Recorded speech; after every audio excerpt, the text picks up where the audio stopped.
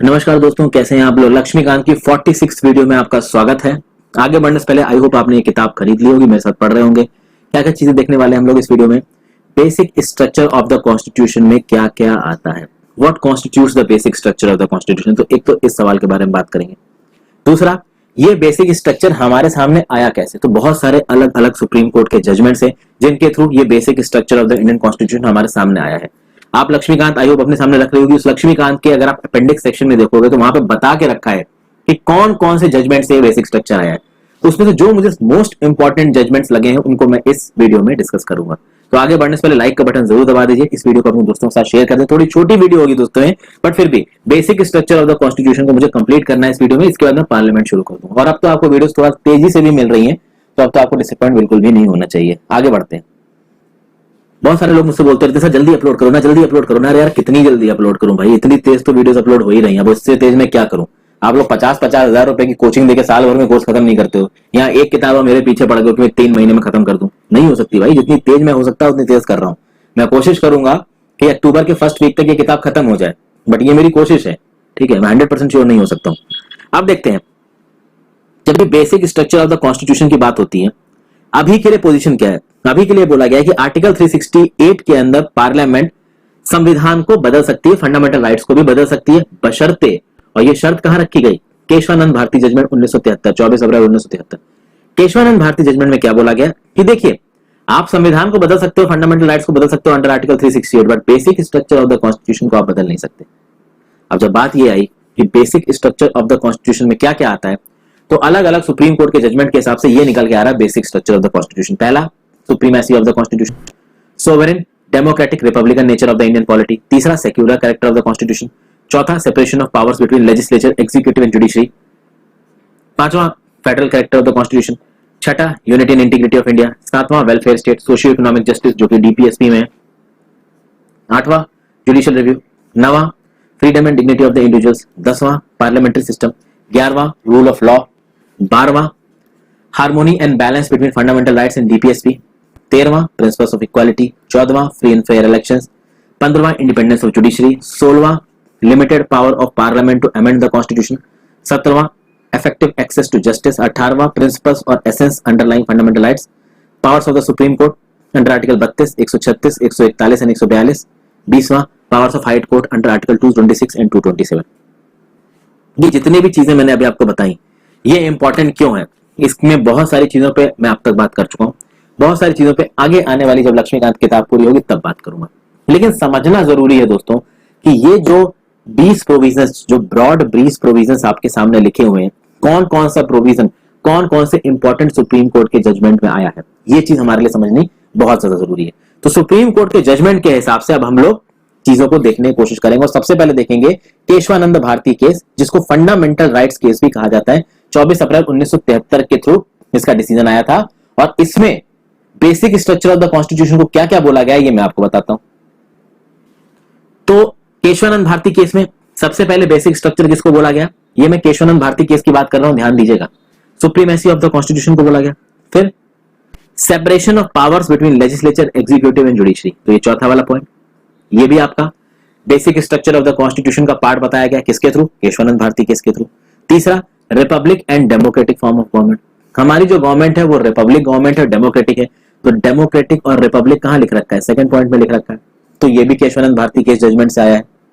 फिर उसके बाद बोला गया secular character of the constitution, यानी हमारा जो संविधान है वो किसी धर्म को स्पेसिफिकली फॉलो नहीं करेगा। ये भी आपका केशवानंद भारती केस में बताया गया, पॉइंट नंबर 3। उसके बाद बात की गई federal character of the constitution.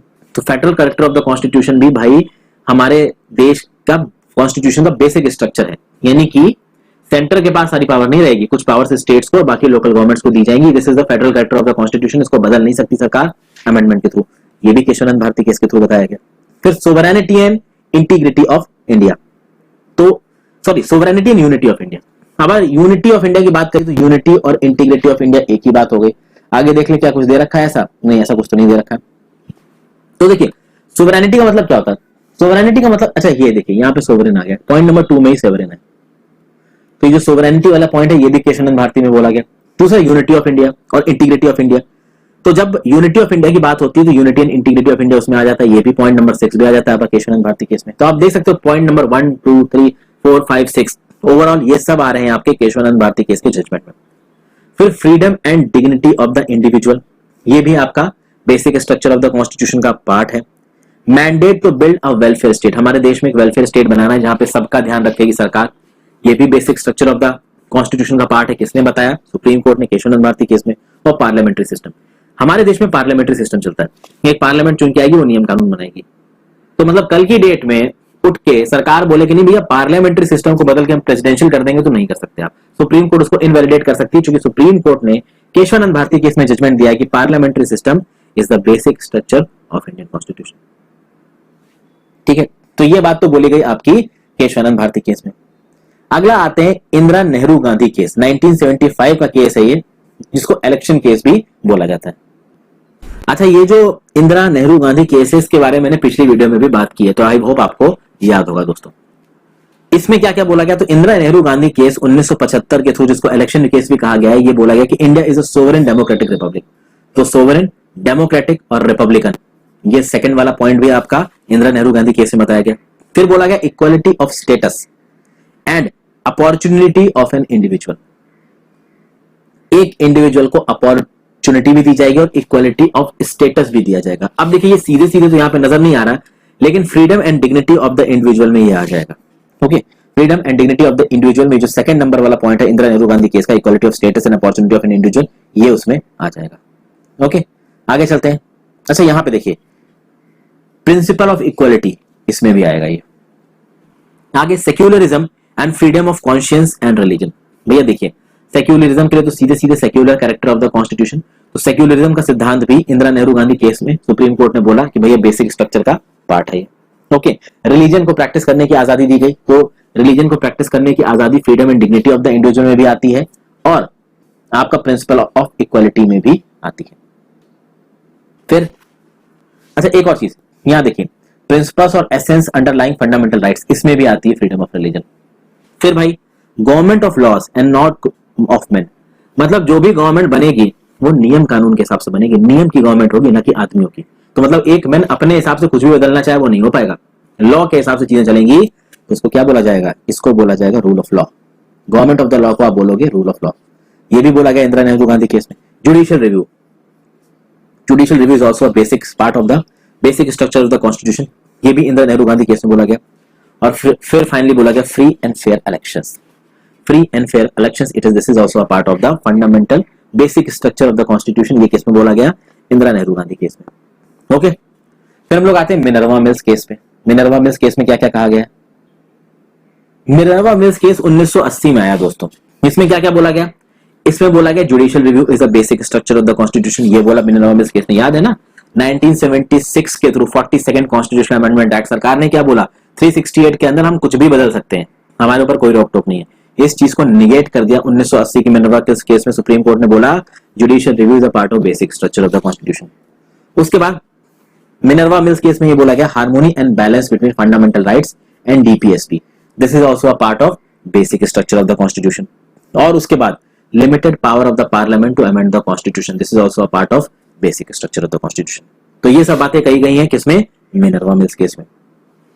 उसके बाद देखिए और भी बहुत सी केसेस बता रखे गए हैं, Bhim Singh ji case, SP Sampath case, P Samba Murthy case, Delhi judicial service association case, ये आप खुद पढ़ लीजिए, मुझे उतने इंपॉर्टेंट नहीं लग रहे हैं। एक मुझे इंपॉर्टेंट लग रहा है वो है इंदिरा साहनी केस 1992, इसको मंडल केस भी कहा गया। तो इंदिरा साहनी केस 1992 जिसको मंडल केस भी कहा जाता है, उसमें रूल ऑफ लॉ को बताया as a part of basic structure of the constitution, किसमें? इंदिरा साहनी केस 1992, जिसको मंडल कमीशन केस भी बोलते हैं। उसके बाद एक और केस है दोस्तों, कियोतो होलोहन केस 1993, इसको एंटी डिफेक्शन केस भी कहते हैं। अब जो भी मेरी वीडियो को ठीक से फॉलो कर रहा है उसने कियोतो होलोहन केस के बारे में जरूर सुना होगा। गला फाड़ फाड़ के मैंने कियोतो होलोहन केस के बारे में बताया, तो अगर आपको अभी भी कियोतो होलोहन केस नहीं याद आ रहा है मैंने कहा समझाया, तो या तो आपने वीडियो देखी नहीं है या आप ध्यान से देख नहीं रहे, दो चीज। और अगर आप नहीं ध्यान से देख रहे हो दोस्तों तो यूपीएससी के चांसेस हो जाएंगे bleak. Okay, Kihoto Hollohan case ये क्या बोलता है? Basic structure of the constitution को फ्री एंड फेयर इलेक्शंस। तो according to Kihoto Hollohan case 1993, free and fair elections is a part of the basic structure of the constitution. उसके साथ साथ sovereign democratic and republican nature of Indian polity, sovereign democratic and republican nature of Indian polity, this is also a part of basic structure of the Indian constitution. Okay, उसके बाद दोस्तों एक और case है Raghunath Rao case, उसमें principle of equality, unity and integrity of India की बात की गई है। SR Bommai case, SR Bommai case बहुत इंपॉर्टेंट हो जाता है क्योंकि एसआर बोमई केस 1994 में फेडरलिज्म की बात की गई है, सेक्युलरिज्म की बात की गई है और डेमोक्रेसी की बात की गई। इन तीन चीजों की बात की गई एसआर बोमई केस में। अच्छा, कुछ और चीजें जैसे कि unity and integrity of the nation, ये भी एसआर बोमई केस में बोला गया। सोशल जस्टिस भी बोला गया, जुडिशियल रिव्यू बोला गया। सोशल जस्टिस तो इसमें आ रहा है 7th वाले पॉइंट में, जुडिशियल रिव्यू भी एसआर बोमई में।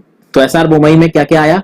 Federal character of the constitution, secularism of the constitution, democracy, फिर unity and integrity of the nation, फिर सोशल जस्टिस जो कि 7th वाले पॉइंट में आ जाएगा, और फिर जुडिशियल रिव्यू। ओके, एक बहुत इंपॉर्टेंट चीज है यहां देखिए दोस्तों, power of the high court under article 226 and 227, ये हमारे बेसिक स्ट्रक्चर का पार्ट है। ये कौन से केस में बोला गया? ये बोला गया एल चंद्र कुमार केस में, एल चंद्र कुमार केस।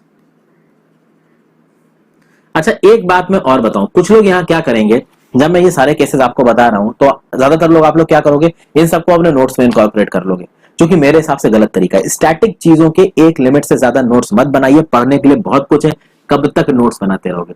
सवाल ये उठता है कि नोट्स बनाने की भी एक लिमिट है, आप एक लिमिट से ज्यादा नोट्स बनाएंगे तो नोट्स ही बनाते रह जाएंगे। ओके, तो एल चंद्र कुमार केस, फिर इंदिरा सानी सेकंड केस आया 2000 का, उसमें प्रिंसिपल ऑफ इक्वालिटी की बात की गई। फिर एक और जो इंपॉर्टेंट केस निकल के आता है वो होता है आई आर सोहेलो केस।